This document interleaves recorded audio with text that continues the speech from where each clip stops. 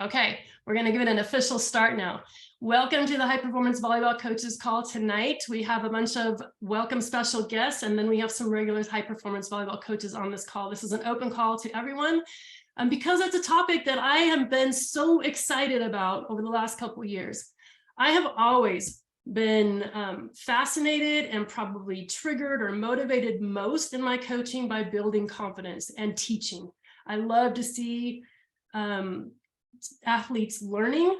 I love to teach. I love to learn. I love to see the learning process happen. And I love most when I can start to see those light bulbs happening almost on a regular basis to where they're just like, I want more. I want more. I want to build lifelong learners. I think because we're on this call, I'm going to guess that we're kind of the same mindset. We all like to win. I'm guessing that nobody would want to play checkers with any of us because we're pretty competitive people. But we don't coach just for the wins, right? And we stick with coaches, we stick with coaching in spite of the losses. But the real reason I'm going to guess, and I don't have time, or I would ask you one by one, actually throw it in the chat. Why do you coach? Let's just throw it in the chat real quick. Why do you coach? And I already gave a lecture about being uncomfortable, so everybody can throw something in there. Why do you coach?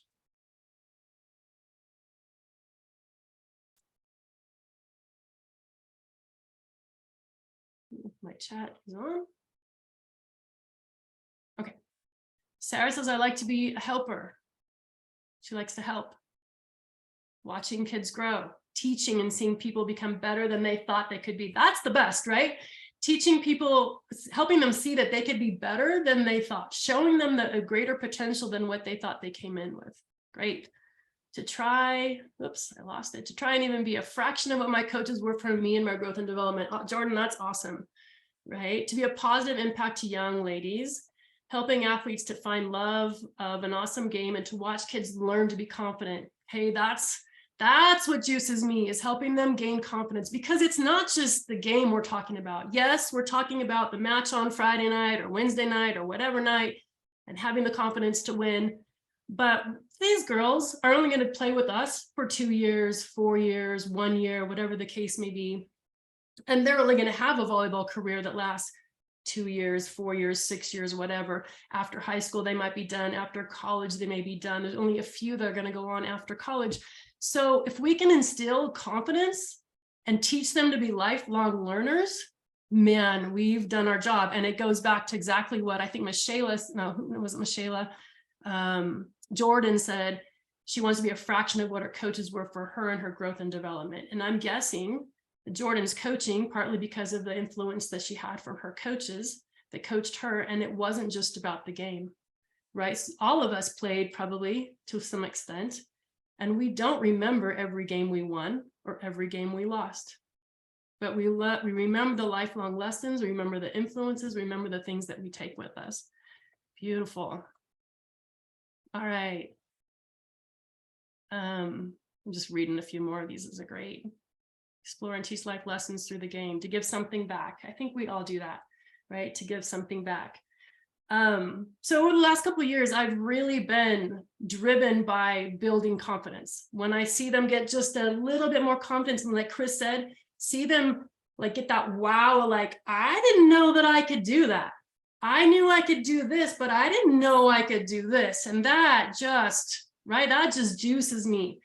So how, though, at the same time, we all have that one kid or those 5 kids or the 12 kids that struggle with confidence. How can we help them gain confidence? And over the period of over a long period of years, I'm older than I care to admit, I've had the incredible opportunity to coach with some fantastic coaches. I've been in some gyms with some amazing people. And even outside of coaching, outside of volleyball, this has been something I have pursued. Learning from some of the best mentors of team building or leadership and just all that stuff. It really is something that excites me. And I feel that there's been a few things that I've done over the last couple of years that have kind of cracked the code of confidence, if you will. I don't think that there's ever this will do it for everybody, but I certainly feel like there's a few things that I've learned over time and experimented with that has really made a difference in the athletes that I coach. And it keeps me going. And I think that one thing I want to get across today is that we need to not only treat our learning lab, our gym, as a learning lab for our athletes, but it's a learning lab for us, where we're experimenting and trying to figure out new ways to build more confidence, new ways to teach the skills so it sticks, new ways to influence them to be problem solvers, new ways for them to learn how to reset and refocus and to stay in the positive and the productive mindsets rather than the negative ones that they normally go down. So tonight, I only have time to share one of those, right? We're going to talk about the art of process, and specifically with the art of process and skill acquisition and skill learning, skill teaching. And I'm going to share my screen with you. And let's see, I want to start off with sharing this. Let's see. So I was going to have,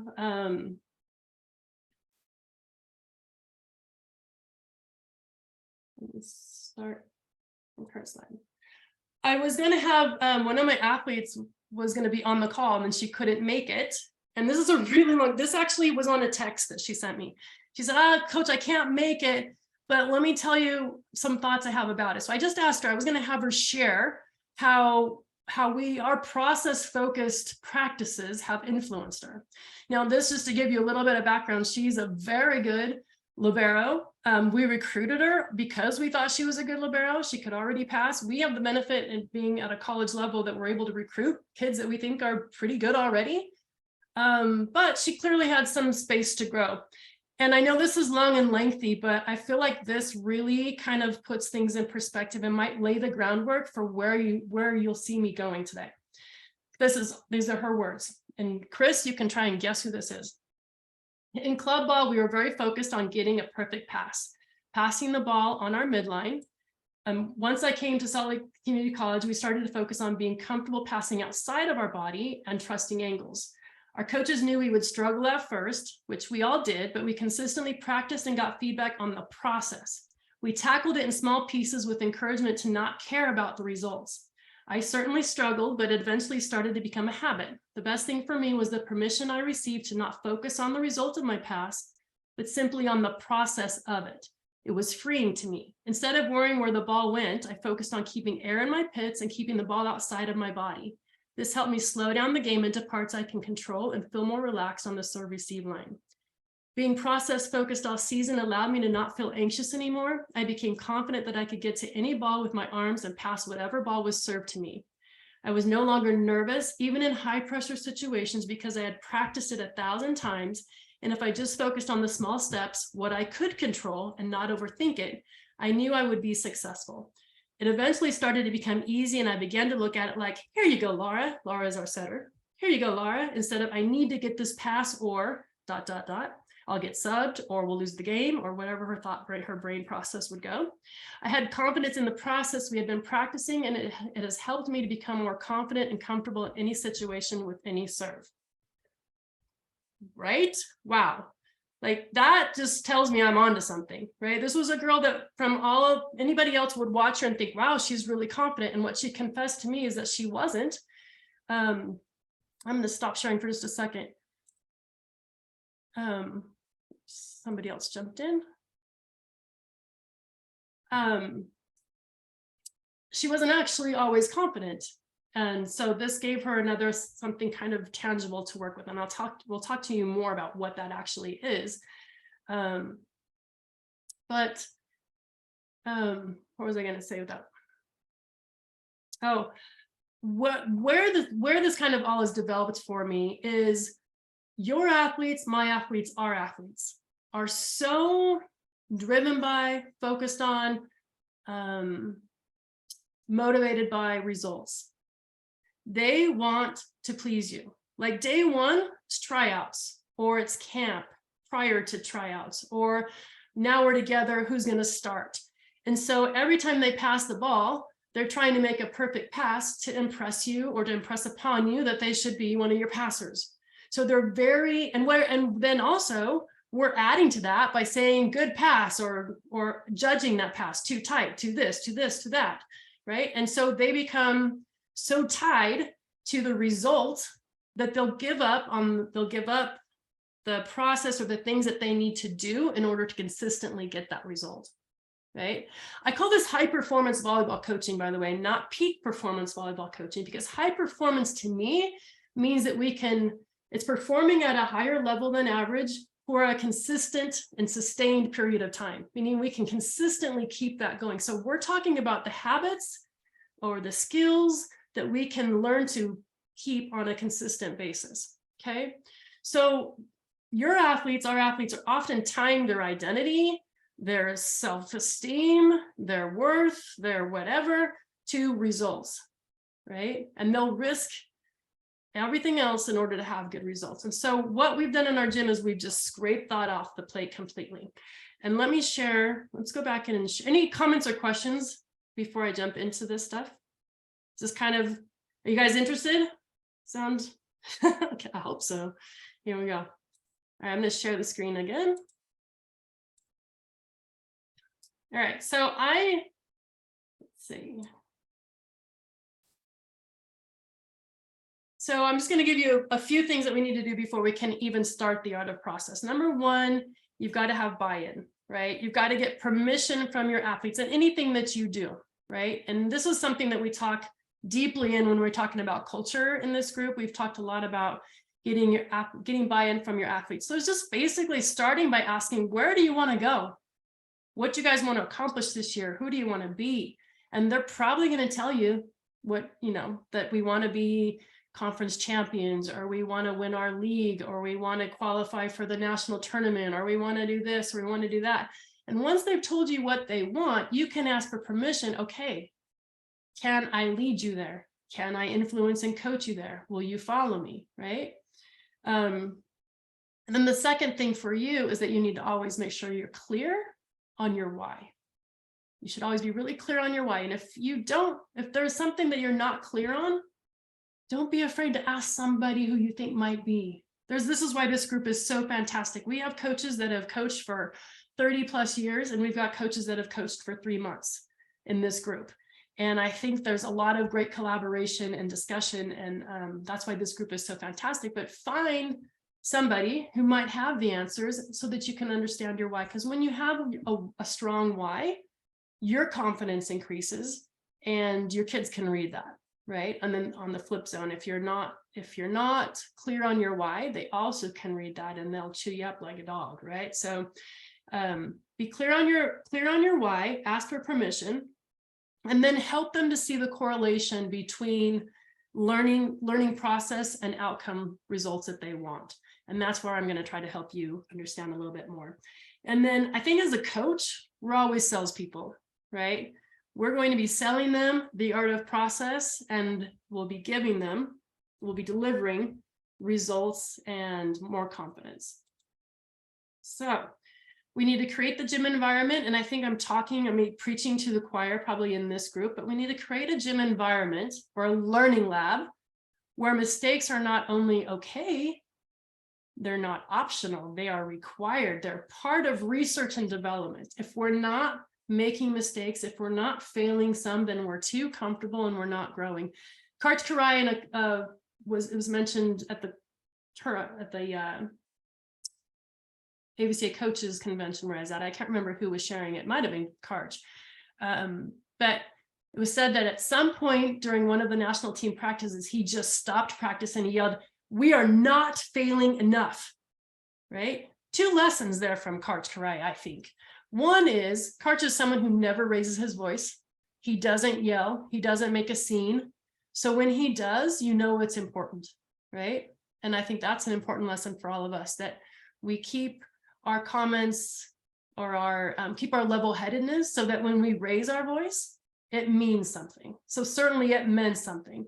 And then 2, he's talking to an Olympic team who at that point you would think you don't want them failing much, right? They're at the highest level. But if they're at the highest level and they're not failing, that means that they've gotten comfortable at a place. And if they just bumped and got uncomfortable again, they're going to find a whole nother level that they haven't found yet. Just like Chris was talking about, helping them find that next level. If they're not making mistakes, they're never going to see that next level. They're going to be too complacent and comfortable with where they are. We need to make sure that it's an environment where it's free of judgment, right? So if we're gonna talk about process, we're gonna preach process, we're gonna hope that they become obsessed with the process, then we also need to make sure that that's the theme of everything we do. So we are praising process, we're gonna catch them doing things, right? More than we're gonna, regardless of outcomes, right? So we're gonna actually show you some things that we do, excuse me, show you some things that we do in our gym where we're doing that. But that's really important, that our lingo, our vocabulary, we let go of results for a while, for a time, because there's still a place. There's still a place for statting. There's still a place for competition. There's still a place for all of that. We create the gym environment, and the learning lab is mostly the beginning of practice, and then it's a theme throughout. But it's hardcore. Let go of results, hardcore, let's focus on the process, and let's be good at this little thing and this little thing and layer onto this little thing. And when we're comfortable with that, the results start to just happen, right? But it's interesting how hard it is to keep these athletes there. It's uncomfortable, right? It's uncomfortable to have a bad pass when you know you could have done something different. Now, I hope you understand where I'm going with this, because they will try to make a good pass, and they will give up the standard keys that you've asked them to use that are going to give them predictable results over time, right? So these bad habits start to show up. And that's another thing. A lot of times I hear coaches say that, oh, that kid is just uncoachable. That kid is just, she doesn't listen to anything I say it once, or I say it 5 times and she still goes back and does it the other way, or she'll try it once and then she resorts back. Well, we will do what our strongest habits are, number one, and also remember that no one wants to look bad. So we're going to actually ask them to look bad, make some mistakes before they can grow and get better, right? That's the learning. We're trying to teach them to be curious. I think that's the next one. Teach athletes to learn like a scientist. Help them to be curious about their failures, curious about why things aren't working. We need to model that by asking a lot of questions. So in creating our gym environment and teaching our athletes to learn like scientists, we should be asking more questions than we are in giving them feedback. Like, our feedback should be designed as a question as often as possible, right? As often as possible. And then if we're modeling that, our athletes will start to do it too. So instead of saying, oh my gosh, I can't pass today. I can't even pass today. Well, no, instead of like looking at defining yourself by your failure, I want them to start to be curious and ask, okay, what part of the process can I change in order to get the ball to go where I want it to go? One thing that I say all the time, and a lot of you guys know this, is that the ball obeys. The ball always goes where we tell it to go, right? And so that's a beautiful thing. You don't need a coach in your ear, right? You can watch where the ball went, the result, ultimately, and you can tell yourself, you can see by the results of how the ball felt, where the ball went, all that kind of stuff, to coach yourself and say, okay, I just need to change my angle a little bit. I need to hold my straight arms longer, whatever the case may be. But where they start asking themselves productive questions, right? Not just saying, a lot of coaches will say, well, just be positive. I can be a good passer. I can be a good passer. Well, positive is great, but productive is better. So ask me a productive question after a mistake, right? Is just research and development. Okay, that product didn't work. Why didn't it work? Maybe it just needs a little more of this. That pass didn't work. Why didn't it work? Maybe I just need to hold my angle a little bit better. Maybe I need to pass outside my body. Maybe I need to move my feet. Maybe whatever. They have the answers. And that's another thing, coaches, we always try to give them answers because we're so smart. We are. but it's more important that they ask the questions and come up with the answers. It will last longer. So we want to catch them doing it right. We want to praise process. So instead of in our gym, more than you'll hear us say, hey, great pass, we're going to say it. It's inevitable. Like I can't keep it out of my mouth sometimes, like it's a fantastic pass. But more often than that, you're going to hear us say things like, hey, fantastic angle, way to hold that, or way to keep that outside of your body. Nice job on moving your feet to that ball and keeping it on your left side. Nice job, whatever it is. It's usually something geared specifically to what that athlete has been working on, whatever habit they're trying to change. If we can catch them doing it right, we celebrate like crazy, right? And then on top of that, more important than us catching them doing it right is the ability for them to eventually start catching themselves doing it right. And so you'll see in a minute when I show you part of our practice that their job is to say whether or not this ball counted. All right, and I'll share with that in a minute. All right, and I think I kind of already bled into that. Focus on process over outcomes. Yeah, I basically have already said that. So let's jump into how we do it. So for example, so when we're teaching a skill, I like to demonstrate the skill or share a video and then teach them the keys. So we're just going to use passing as an example. And I want you to understand that, or know that process is in every one of these skills. We can break down hitting, we can break down by footwork, we can break it down blocking, we can break down a serve, all these different things we can break down into the keys. And most of you probably already do because you probably have keys for each of these skills that you teach. But we're going to talk about passing today because that's all I have time for. So we might show them a video, or I always show this video, for example. This is my friend Stacy Sakura, who was three-time Olympian. It's been back in the day. She was to Kristen. Kristen jumped on. She was one of the first one on the calls, and she's like, I was coaching earlier before when there was no libero. Well, Stacy Sakura actually was an outside hitter at Texas A&M during that time when liberos started coming into play, and she went from being an outside hitter to a libero on our national team and became one of the best in the world. But what I want you to do is I just want you to watch this video and see what you see. It's like 8 seconds long.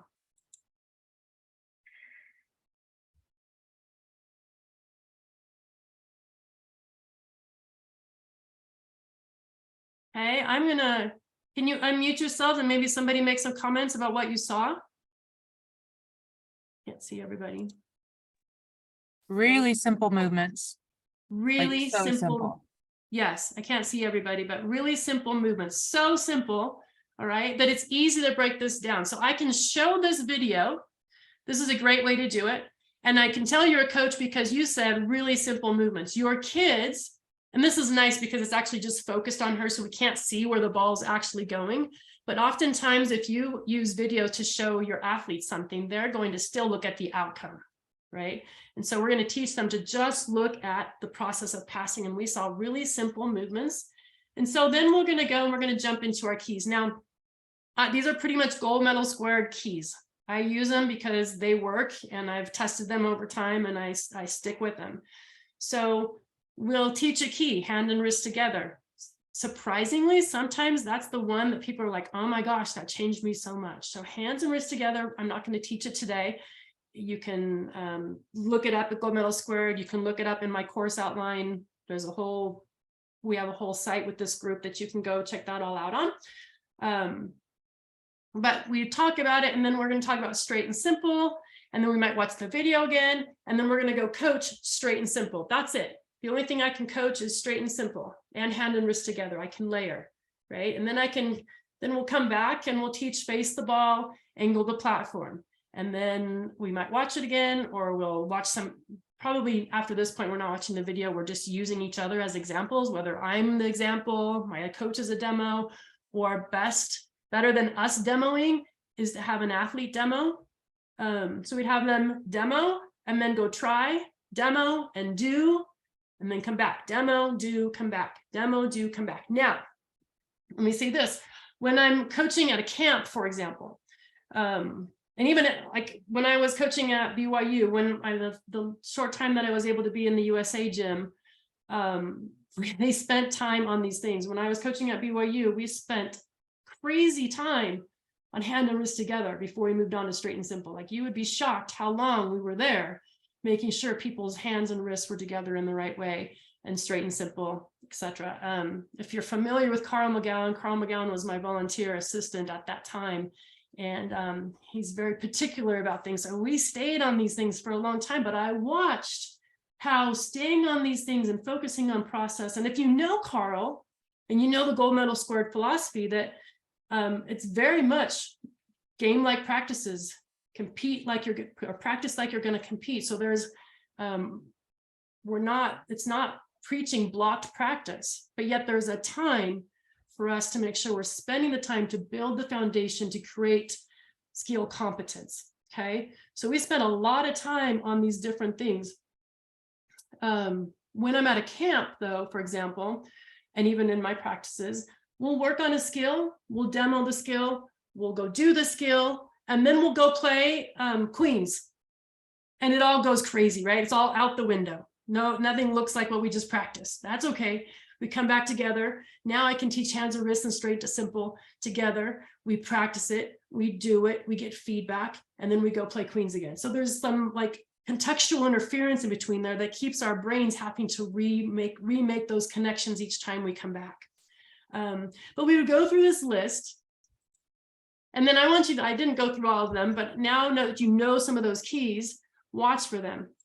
Straight and simple, face the ball, angle the platform, straight and simple, face the ball, walk off and chomp on your gum, right?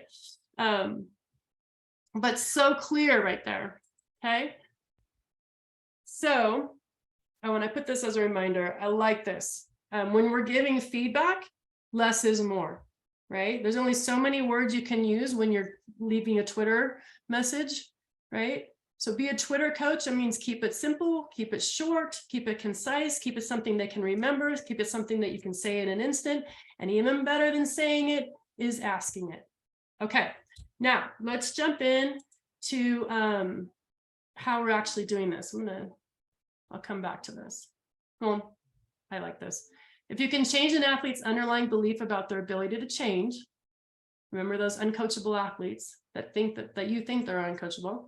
If you can change their underlying belief about their ability to change, grow, and improve, it will last their whole lifetime. Okay, this is what this is all about. So I'm going to stop sharing here, and I'm going to share something else. So this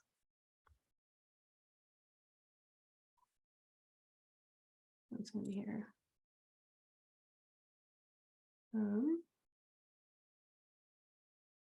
Oops. We're going to have to go all the way through.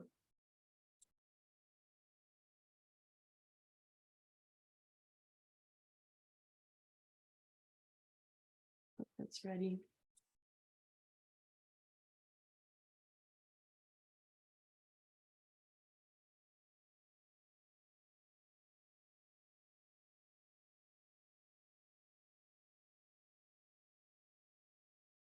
Let's give it a second. I'll probably let it rest too long.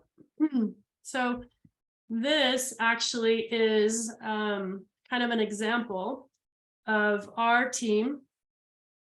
And I'm just going to talk through it. So you're already doing butterfly, right? I am not preaching blocked practice. I'm not preaching just give them a ball so they feel fantastic and all that kind of stuff, but we're already doing butterfly. So in this situation, for example, we've already taught them the keys. And right now we're wanting them to just focus. We don't care where the ball goes. We're not even watching. In fact, you can see this is the camera is exactly where I think in this instance, Chris is probably standing, giving them some feedback. I'd be on the other side, usually giving the other side of the butterfly the same feedback or different according to what they need. But all they're doing, and you can't hear them, but they're passing the ball and they get to say yes or no on whether they followed the process for it to count. She just said no because she stood up and she didn't have air in her pits, I think, but and she just said yes. I don't know if you can read their mouth, but and Sammy, the one that just went, looks fantastic, but she leaves a little early. But that, little things, they all have their different thing. She held her angle outside her body. And what's exciting about that, that was a middle blocker. It just went. And this libero that just went, the little one, she has her own habits. This was probably harder for her than anybody to change and make these differences, but she worked at it and it only made her better. Right now, they're not looking at the process, or excuse me, they're not looking at the results, right? And you can tell she's really thinking about it, staying in the process, right? We're not judging the results. We're not looking at where the ball's going, but guess where most of the balls are going? Exactly where they want them to go, right? So we would progress with this. The next thing we would do is we'd start actually serving at 3 passers, and they're still doing the same thing. They're still working on process. I don't care if the ball dribbles off their arms, right? I want them to just be really comfortable at putting that angle out, arms straight and simple, and those swinging. Here's one of our middle blockers, right? She just showed her, she showed her middle blockerness just then. But what's exciting is that I think we can confidently say that our middle blockers know how to pass. This is one of our setters, right? Here's a middle blocker. She's working on her angle. Good. Now let's say hit her, and we'll go right to our last middle blocker here. Good. Off for heels. Like, not everything is perfect, but we're just coaching them on the one thing they need, right? And the last one right here is our setter. Well, in the last one here, this is the girl that made the quote at the very beginning. Right? Okay. Stop share. I'm going to open it for a second. I'd love to hear some comments up to this point, or questions from anybody. Comments or questions up to this point. Sometimes I get so excited about things, I think it makes sense, and maybe it makes no sense at all. Any comments or questions? Hey Shay, it's Angela. Angela, hey Angela. Sorry, I had kids crawling around me, so I have my video off. When you start this, like at the beginning of season, when you're trying to work on the process stuff, how long do you work on this before you start getting to team play and team development, getting ready for games? I know college season is different than high school season, but how much time would you recommend spending on this process? Obviously, you continue it through the whole season, but to really break it down. Yeah, to really break down the keys, we're spending probably the first couple days, but we're spending a lot of time on it. I sacrifice all the other things because you guys know I'm not teaching you things you guys don't know. Serving and passing wins games, right? Serving and passing wins games. So we want to jump to hitting, we want to jump to all these things, and we do. And we also want to make sure that we're creating competitive situations and competitive environments and game-like situations as quickly as possible. But we are, you all are going to warm up anyways, right? You're probably going to do butterfly anyways. And the problem with most of us, how we do butterfly is we do butterfly, but we're counting results. You got to get 50 good passes or 100 good passes before you can get out of butterfly. And all sorts of different things are happening for those people to get perfect passes, right? All sorts of different ways to get a good pass. And the problem with that is we lose the ability to be consistent. And the quote from the very first, the girl that I began with, what we did is we gave her a structure and something to focus on. And if she could become perfect in that part of the process, right, it's going to relieve their brain or free their brain to not worry about all the randomness of the game, right? The game is unpredictable. The game is uncertain. The game is scary. The game is competitive. The game matters. Because the game matters, all those things increase our emotions. Whether we win or we lose, it matters to these girls, I would think, right? It matters to us.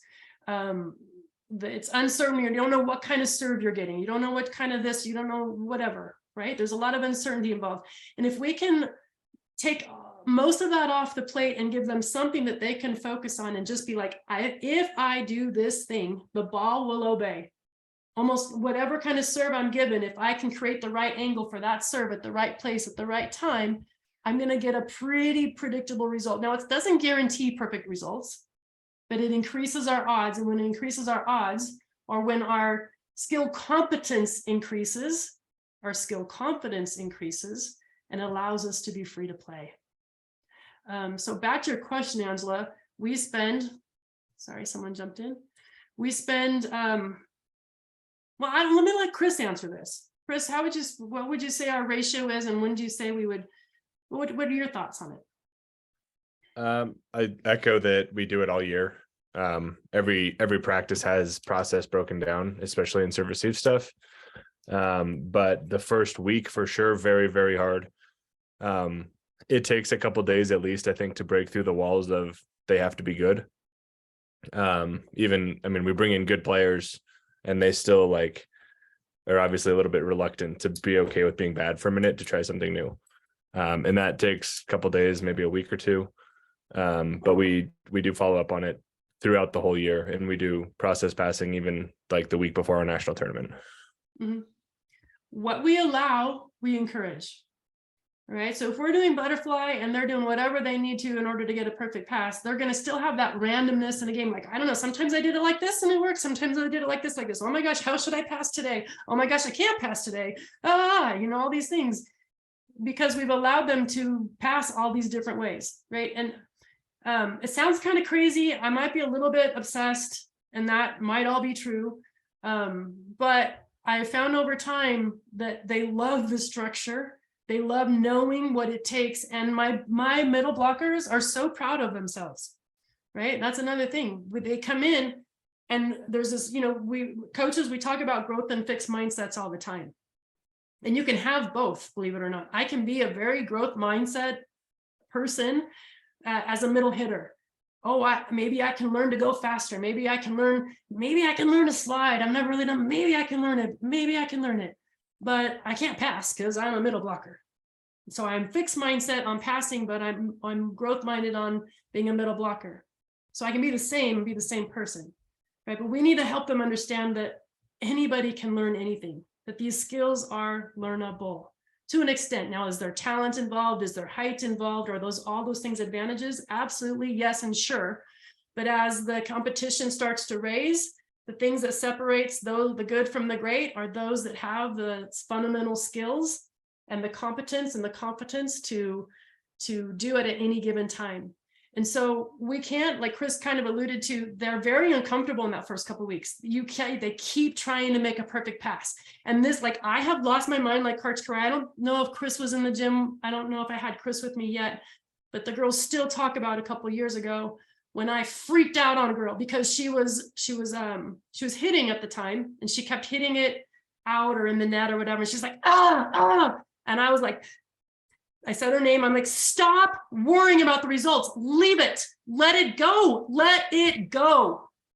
The moment you let go of the need for it to pound the floor at the 10-foot line is the moment you're going to start to learn how to hit consistently. I lost my mind. I don't lose my mind that often, but when I do, it leaves a point.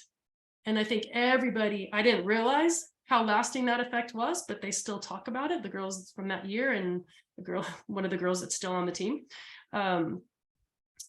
That matters. And so they want to squirm out of it.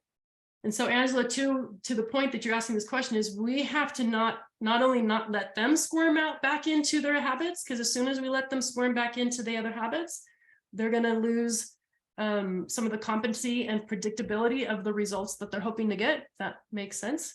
And then also we can't squirm out of it. It's also uncomfortable for us. It feels way better to have a lot of good passes in a row right off the bat, right? But the long-term gift of all of this is consistency over the long haul. So I know a lot of you coach club, you don't have a lot of time. You have 2 hours twice a week and you have a tournament every weekend, right? It's not like you have this luxury of all this time. But I'm going to tell you, if you take the time to find this way too, and the overarching big picture, big goal here is we're teaching them to be lifelong learners, teaching them to be problem solvers. I think confidence is my ability to figure something out, right? And if you give them something that they can work on and something they can focus on, it gives them the ability to kind of let go of all the other stuff that's in their head. These kids, I mean, there's a couple, maybe a couple of generations here, but we still all dealt with way less than some of what these kids are dealing with right now, right? And comparison is such a huge thing. And we need to give them that freedom to let go of that and just focus on the things that they can control. And the beauty is, like, we're talking passing. I can do this with hitting. And we do it in our warm-ups. We'll do hitting footwork, right, in our warm-ups. And on a point to this, I never teach, if I'm going to do a camp for you, and I've done a camp for a handful of you on this call, if I come in and teach hitting footwork to your kids, some that have never learned it before, if I'm teaching it to kids that are learning it for the first time or don't have a ton of experience with it, I always teach transition hitting footwork first. I teach them how to come off the net and to come back on the net. So I'm not teaching just 4 steps onto the hit. I'm teaching 4 steps off, and here's your 4 steps to get back on. And part of that process is learning timing and rhythm. Timing and rhythm, when to take your second step or when to take your first step, when is a setter setting the ball, all that stuff is process. We can choose any one of those parts to focus heavily on for them to get good at that. So when we're doing hitting lines, for example, which we don't do that often, but if we do, the girls are all coaching each other and they're yelling. We run a second tempo outside set. So the girls are punching the 2, they're counting 1, 2, 3, 4. So they're punching, and the feedback is quick and obvious that if their process is right, they're on that second step when the setter sets the ball. That's the process, that's the feedback, that's what we're talking about. We're not talking about how good that hit was. Oh, great hit. No, we're talking great job at being on your second step. That's what we're saying. We're not saying great job at hitting that ball. That ball was hit so hard, or whatever. We're saying great job at being on the second step. Way to get wide on your transition. Fantastic. That's what we're giving feedback on. Does that make sense? Okay, so this can work through everything. And then as you really start to get process focused, you can see it in everything.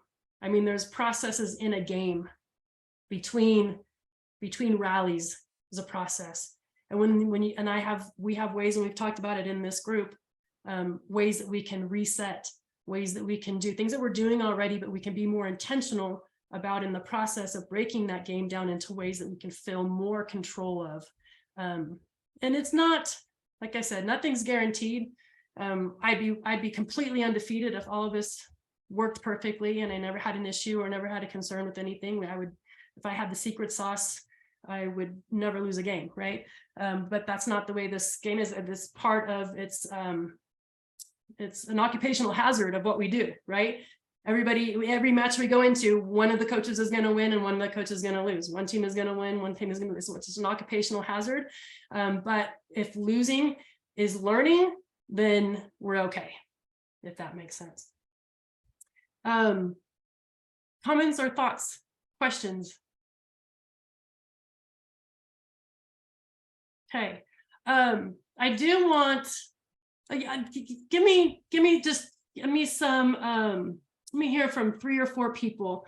Just what are some takeaways that you got from this? I'm hoping it landed. I'm hoping it made sense. This is actually something I could talk about for 5 hours, and we're trying to condense it into a short amount of time. Can I get 4 or 5 people just to give me like a takeaway that they got from this? Anybody, don't be shy. This is where you get to be leaders. Go first. JC, hey, how are you? Hi.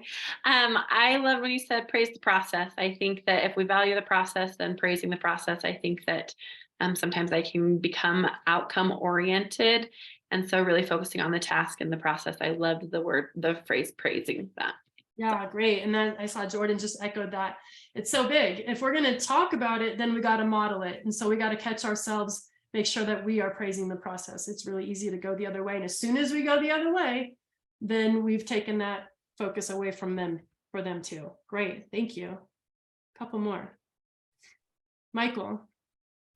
I have a question for you about it. So when you're doing the process, when do you feel like you've done it enough? Like say you're working on someone hitting. I don't know that you can ever do it enough, right? I want to be careful with that because we don't want to give them all the feedback, right? We want it to be to where they're dialing and they're recognizing the process and they're recognizing the right thing that they need to do better or whatever. But I never let go of the fact that the process is most important. I just started reading this book, and I know Chris and I think Mark is reading this book too. It's by Hugh McCutcheon. And I just started reading it and I was like, yeah, cool, nice. And then I got into chunks and I'm like, oh my gosh, he wrote my book. He's talking about process in here in a way that I'm like, darn him. But there's even apart from Michaela Schifrin, who is a Olympic ski athlete that you know, and she talks about how breaking down the process allows her to go into a very, very important event. And if she focuses on her process, the results take care of themselves. And I've even heard, oh, I just went blank. Setter from Washington, Courtney Thompson say it once too, that she just said, the more I was able to just, if I focused on all this stuff and focused on all the things, it would be overwhelming. But when I just focused on the things that I could control, the process, then I was able to let things take care of themselves. So I think, Michael, I don't know if that's the way you were asking the question, but I don't think it's ever something that we just let up and say it doesn't matter anymore. But to make sure I'm not confusing anyone, my practices are very game-like. We are competing, we're teaching reading, we're teaching, there's freedom to do all these other things, and we're trying to create that environment. There's this concept of zoo tigers and jungle tigers, right? You can have this tiger that lives in the zoo every day, and he's got the same genes as the jungle tiger, the tiger out in the jungle. But if he's just the zoo tiger, lives every single day, his food is given to him and everything is perfect, and then you throw him out in the jungle, he's going to be a mess, right? He's going to get eaten by the other tigers. So we can't just have a zoo tiger mentality. We've got to create the jungle in our gym as much as possible. But the more we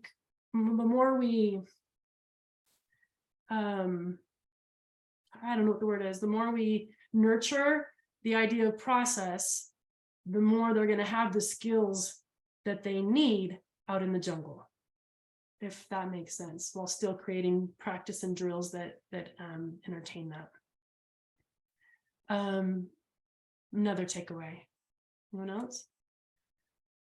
Asking more questions, not just telling them things. That's so big. And it's crazy, as we ask them questions, they will surprise us how much they know. And so why waste our breath? And they will hear themselves better than they'll hear us anyways. So asking them questions, really good. Thank you, Kristen. A takeaway, focus on process, not results. Good.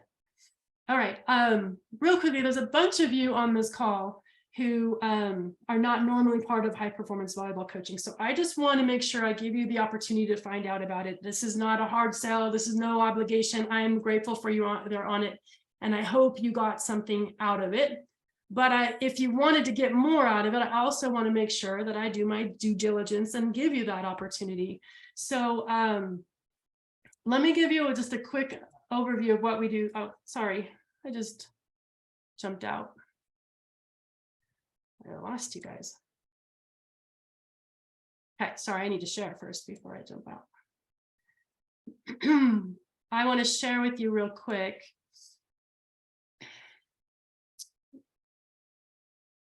Okay, can you see my screen there? So we have this high performance volleyball coaches group, and we have these calls twice a month, excuse me. And I don't talk this much. I don't lose my voice in most of them. Most of the time we are learning from each other. We do breakout groups, and everybody complains that the breakout groups are never long enough. But we do those kinds of things. We have great discussions. We bring up questions of things that you're actually working on in your season, or problems that come up, or challenges that you have. We talk about it live, real time. And then on top of that, as part of being in this group, we have this exclusive members area, and we have a Facebook page you can see on the right. But if you were part of this, you'd be able to jump into this, and we have this kind of library or vault right here. And the first videos, we're not going to talk about them today, but next week it'll be a big part of our topic. We're going to regroup ourselves, and we have a high performance volleyball coaching success path that we are on. Oops. Oh, that's gonna, there we go. I'm not going to spend time here, but there are 5, we've kind of put together this success path. There's 5 stages to becoming a masterful coach. And I don't think we ever arrive at becoming a master coach, but there's these 5 stages that are really kind of sweet. Some of you have really commented on how much you enjoy, like just having like this kind of checkoff list of stage 1, stage 2, where am I at? What do I need to keep doing? That's all here in these videos. I explain them. There's handouts and PDFs on each stage. And then we do these Zoom calls that we do. Look at, there's so many now. All of the replays are here. We have fantastic guests like Rob Browning. Beth Lanier was on a couple of weeks ago. Even Kevin Hambley from Stanford was on one of our calls. Tom Hilbert from Colorado State. Marv Dumpy, one of my favorites from USA and Pepperdine, as well as just some of our, we had a summer book swap where we talked about great books that we love. We had tryout brainstorm session. A lot of you high school coaches, this was the end of July. We're coming up on your tryout. So we had a tryout brainstorm session. And then we talked about keys to efficient practices, like lots of stuff. So that's all here in this. You can go back and watch them at any time. We also have this resource vault where, excuse me, we did back in the COVID days when we had to do more imagery training than skill training. I did an imagery training session, and there's a whole session, there's a whole guide in here for you to lead your team through an imagery training. That is really cool. I'm not going to spend time on this one either, but this is the parent letter that you'll never need to write another parent letter after this. I think this one about covers everything you might ever need to say to a parent. It's really, I think, pretty helpful. That's there. These are like, you can just download these as your stuff now. And then we have these skill videos. So for example, the passing one that I just shared with you of Stacy is right here. You'd have access to that. You could show that to your kids. And then we have, and I think Chris and I hope are going to like update some of these, but setting footwork, outside hitter transition footwork. These are like, some of them are 15, 20 seconds, 30 seconds long, but you can actually show your middle blocker, hey, here's transition footwork from a right side block, or here is how to hit a slide. Those kinds of things are in here. And then another part that I think is really cool, I am a certified high performance coach that's outside of volleyball, but like leadership, lifestyle. I think because being a great coach is about making sure that we're leading by example. And so here is just like a really personal, like deep dive into personal development. Don't want to spend time on all these, but seeking clarity, the just high performance habits. There's 5 of them that we go through, and then a couple other videos that we kind of follow up with. So that's all there. And then tonight, after this call is done, I'm going to send you an email. Those of you that want to, there'll be a link to this page, and you can watch this video if you want. It tells you a little bit more. But the doors to this group, I only do this. It's not important to me that we have hundreds of people in this group. I kind of like it being kind of small and intimate because we have some really great discussions and it's really cool. But I do want to open it up. And I think anytime we can have new voices and new thoughts and new ideas, new questions to get us think differently, it's fantastic. So I only open this group up twice a year, in January and in July. And it's mostly word of mouth. It's a little bit of email marketing. I'm not doing these big Facebook campaigns or anything like that. I'm just keeping it like small little us. But the doors are open tonight. And we'll close on Wednesday. And then next Sunday, we'll have our first official call with the new group added. If you come to this page, if you click on the link on your email tonight, you can get another quick peek inside the high performance volleyball thing that I just showed you a minute ago. But here's what you get. And excuse me, you guys, for just sharing this right now. I hope it's okay, but I want to make sure that I do. And then you can make your own decisions. But we have I basically described all this. We have biweekly Zoom coaches calls. You have access to the ebook From Skill Set to Mindset. I don't have a copy with me right now. Actually, I do.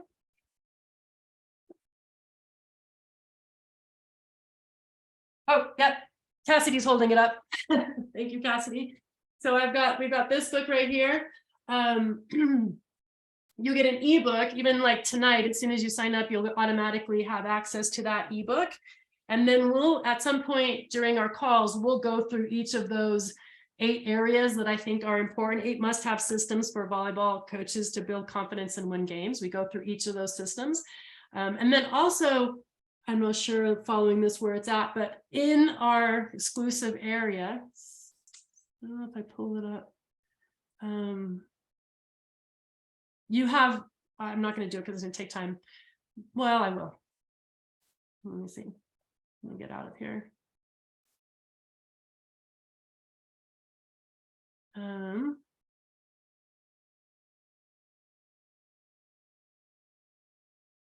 Sorry. You'll have access to all 3 of these things. You'll have access to the ebook, the members area, and a high performance volleyball coaching academy. So this is an online course that you can use just like a bookshelf in a library, and you can kind of pick and choose the things you want to work on. These are like a handful of different clinics that I've done in different places, and they've broken it down. We've broken it down into little bite-sized pieces. So they're all like, most of them are 5 minutes long. 10 and 11 I think are some of the longest ones, but here I think I teach the passing principles. I'll teach serving. You wanted to learn how to swing block or teach swing blocking, there's this right here. You click here, you watch the 3 minutes of swing blocking, and you have something you can share with your kids, your athletes tomorrow. It's a whole bunch of stuff here, kind of forget. Anyways, you can just watch these as you go. It's really quite simple. And with a lot of them, they'll also have, if it's relevant, there will be a PDF or a download that you can, a file that you can download for a lot of these things, so that you have access to them on your own. Okay. So anyways, all of that, best of me with the goal of getting the best out of you, huge increase in your confidence and team buy-in. You'll get those imagery training sessions, you'll get the PowerPoints to those, you'll get the 5 habits of high performance habits, and you'll get that whole online course library, which you can buy that online course on your own. You can just go to my website and purchase it, but that's $297 just for that. But this whole membership is kind of silly. People have told me to increase the prices, and I probably should. I just haven't done it. So take advantage before I figure that out. It's just $19 a month, right? Or you can do an annual membership of $190 for a whole year, and you get all of these things.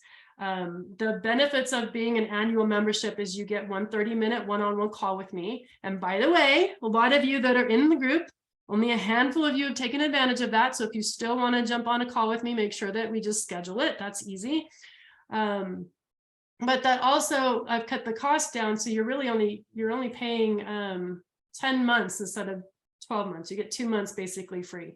So you could pay $19 for 12 months, or you can pay $190 for the year. And then tonight, if you sign up tonight, I'm even taking $15 off of that. So you're only paying $175 for the whole year. So basically you're getting 3 months free, which is kind of silly, but Michelle, I think she was on this call. I don't know if she's still on, but I know I saw her earlier. She said this, and I'm flattered and honored that she did, and I'm going to read it. She said, GMS and Art of Coaching, so Gold Medal Squared and Art of Coaching, are one-way conversations. They tell us and we listen. That might have felt this way tonight, but I promise there's more discussion on most nights. Whereas HPVC is a multi-way conversation with coaches asking great questions and other coaches sharing great ideas to help. Also, Shay leading us through high performance personal growth materials, which is not included with either AOC or GMS, has allowed me to analyze myself and grow as a coach and a person. It's worth every penny. So a big thank you, Michelle, for that. I start talking really fast because I want to make sure that gets thrown in, but I also don't want to spend a ton of time on it. So, but I'm happy to answer any questions that you guys have on our topic tonight or on the opportunity to get into high performance volleyball coaching. Yes, if you can change an athlete's underlying belief about their ability to change. Let me see if I can find. Yes, exactly.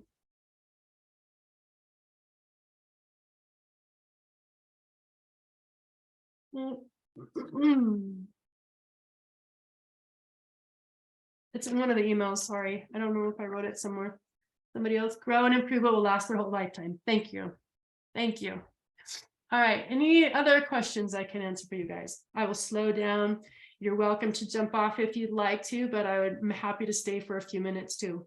I'd love to hear how, actually, is there anyone that's in the group that can kind of share their experience about being in the group? I'm gonna call on someone kind of, I will. yeah, Angela, thank you. It was, I joined this time last year, and it was like life changing. I know it sounds like Shay's not paying me to say this, but like, I really bought into the growth mindset that Shay kind of introduced to me and brought to my team. And we had an amazingly successful team, but also it was like the best season, not because of our wins, but because of like what a great time we had.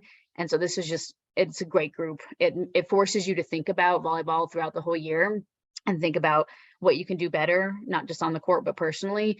And it just made me a better coach for sure. So Thanks, Angela. And she did have a fantastic year. Second in state, not bad. Huge, huge. Michaela, you raising your hand? Yeah, I'll just plug in. I also joined around this time last year and stumbled across HPVC like completely by accident. And I'm also a club director. So like not only for my own team have I seen it like get implemented and like be really effective even as of like yesterday.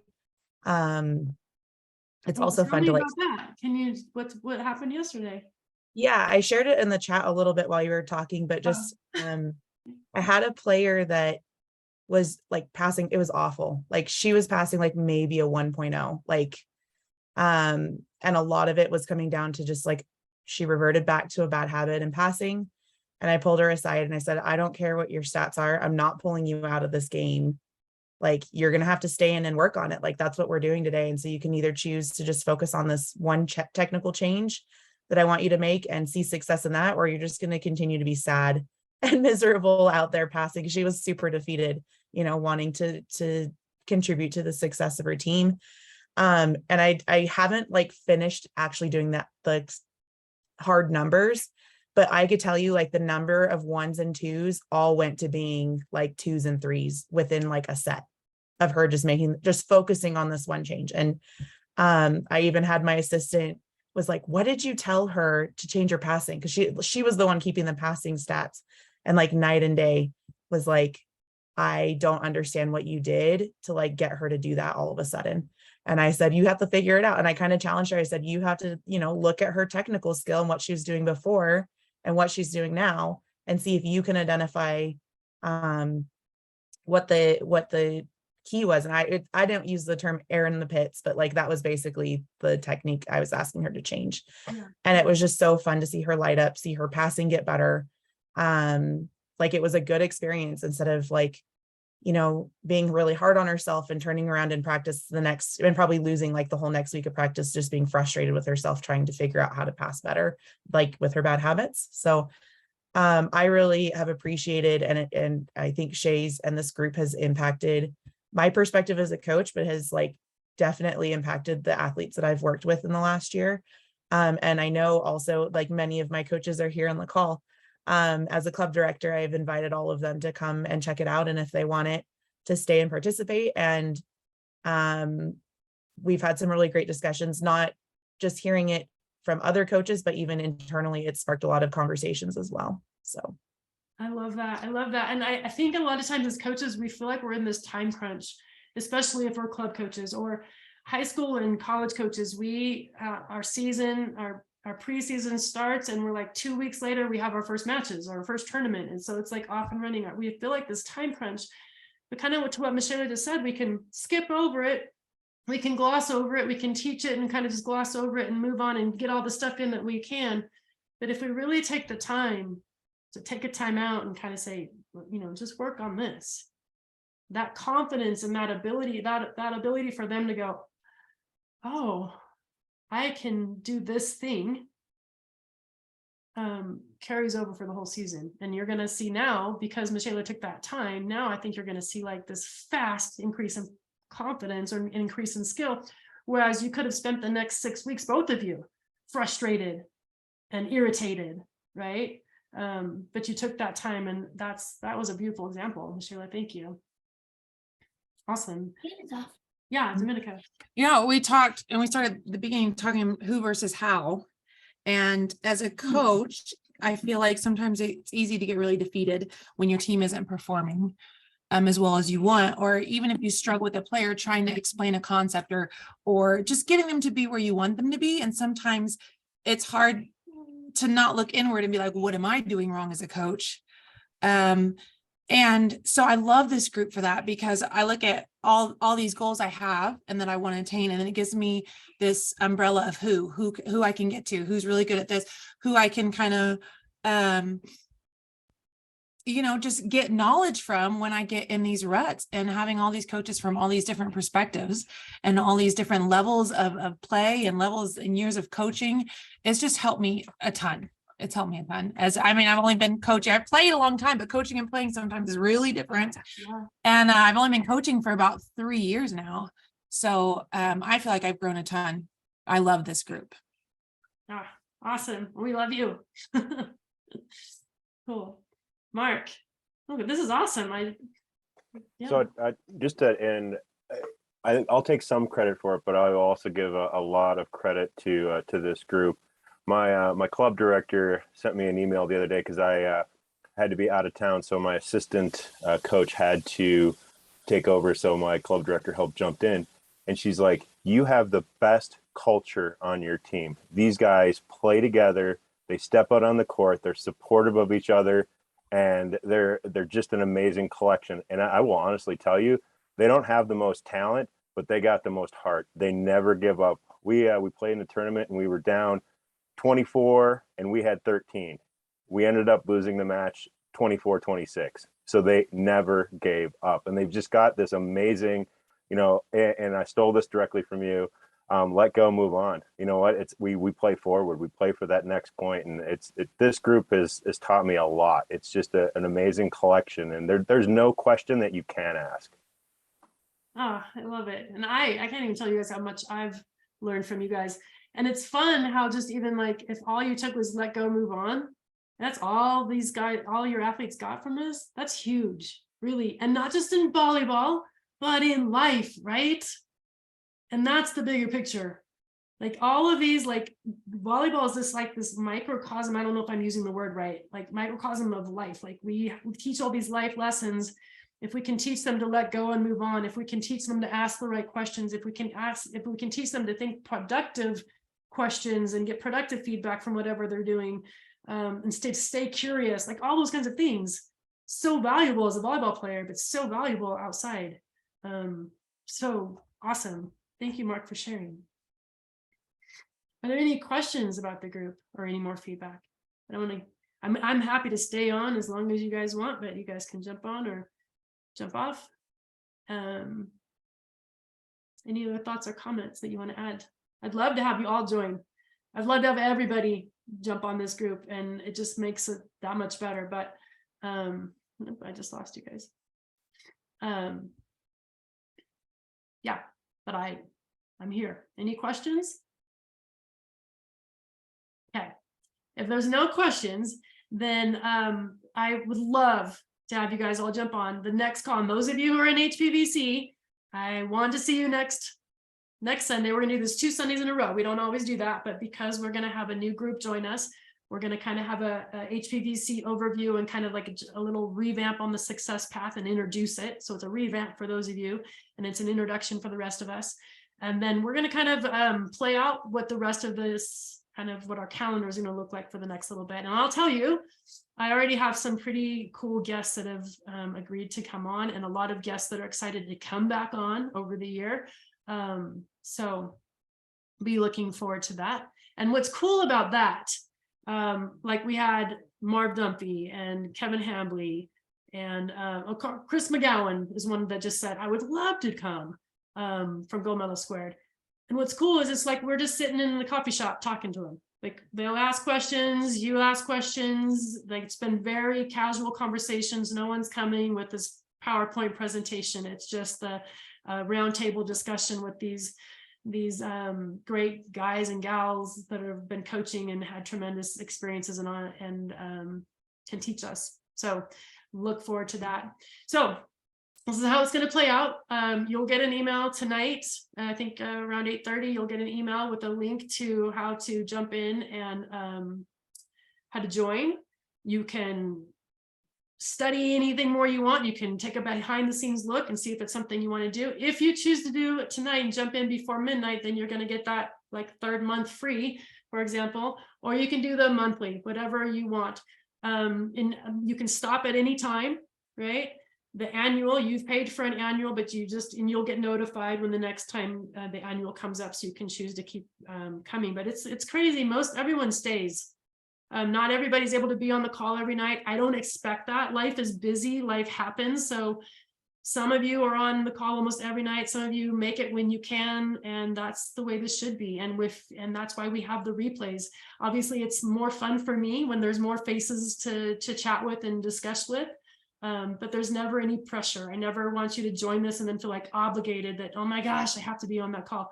If you feel like you have to be on this call, then you're not in the right group. I want you to want to be and to squeeze it in when you can and to take advantage of it when you're able to. Okay.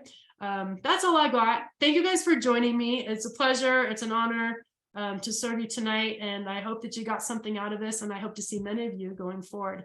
And if you have further questions and you're afraid to ask right now, you can just shoot me an email and I'm happy to answer those too. Okay. In the meantime, good luck to you guys in your practices this week. I hope you'll implement some of this process stuff, and we'll see you guys soon. Thank you. Have a great night. Bye-bye.